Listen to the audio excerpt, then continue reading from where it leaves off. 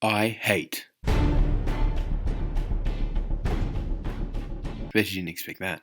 The Dark Knight is a movie that I hate, maybe more than any other. It should be illegal for any piece of art ever made to be this good. How the hell is a 15-year-old supposed to watch a film so transcendently fantastic and be like, oh yeah, I could make a movie?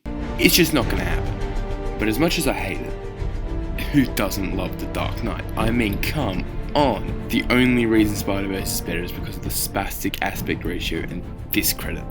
But other than that, this movie is pretty much flawless. The characters are flawlessly written. The action is flawlessly choreographed and brutal. The plot moves forward at a flawless pace and with a flawless flow of information. It's just incredible. And I think no sequence demonstrates that better than the car chase at the midpoint of the film.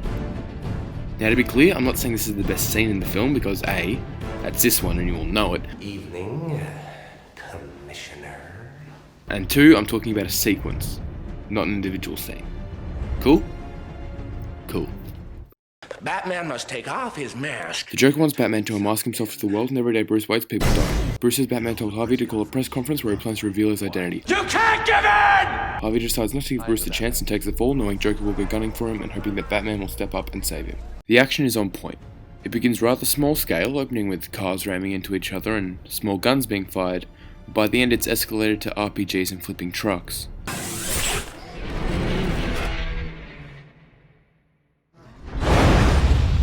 This is how you make your action scenes feel well paced and give them a sense of progression. Think of it like a video game. If from the start of the game you have every ability and power up maxed out, after a few hours you're going to get very bored. If the chase had started with Joker blowing up cars and Batman flipping trucks left and right, it would have gotten old after a few minutes. But because we start with the small scale stuff, by the time we get to the more extravagant explosions, it feels like the situation has not only gotten more intense and cool, but more dread and tension have begun to rise. If Joker had a bazooka just hidden away, who knows what else he could have up his sleeve. It makes it so the action, even when it takes a little break, never gets boring or uninteresting.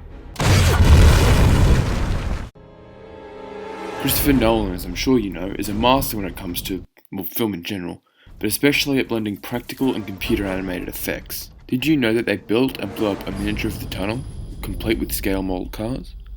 Did you know they really dropped this car into a river? Did you know they really flipped it? Of course you knew that one, everyone knows that. But it's the fact that so much of the sequence is practical that makes the fake stuff look so much better. If there is a VFX shot, it'll cut to a shot of the real thing before anyone can bitch about how bad it looks. The effects are also helped due to a lot of them simply being to paint out wires or something, and that the sequence takes place at night, so the shots can be shaded in darkness, making the CG look a lot less noticeable. To put it simply, this sequence is a masterclass of effects work, both practical and digital.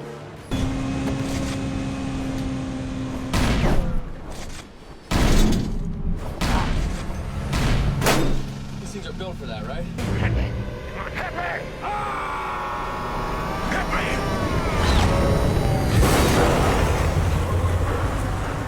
This is, in my opinion, one of the most interesting and engaging parts of the movie in regards to its characters and plot. This is the only scene in the film that has Batman, Joker, Harvey Dent and Gordon, our 4 leads, participating and reacting to the same event. Think about it, this is the only part of the movie where all 4 of these characters occupy the same space. How crazy is that? Plus it's helped by the fact that this sequence takes place right between 2 of the most character-driven scenes in the film. So even if there weren't any character moments here, which there are, it's nothing lost because we just got some minutes ago, and many more on the way. But not only does it fit perfectly into the story of the film as a whole, it has its own fantastic 3-act structure. The first act is the beginning of the sequence. The inciting incident is the fire truck. The second act is the tunnel section, which has its own midpoint where the action stakes escalate. And the third act is everything after they get above ground, climaxing with the truck flip and resolving with Joker's arrest. The whole thing is built as its own short film, but given the added context of what came before and what comes after, it's elevated to something greater.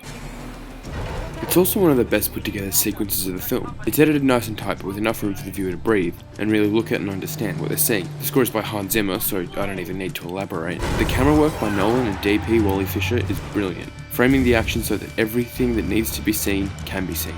The acting, of course, is breathtaking. Heath Ledger, Christian Bale, Aaron Eckhart and Gary Oldman are all in the one scene. What more do you need? So yeah, that's all I really have to say. If you haven't seen The Dark Knight, then hi, it's really cool my aliens watch my stuff, but also The Dark Knight is one of the best things our civilization has ever come up with, so maybe give it a try. At least you can see one of the greatest action set pieces ever.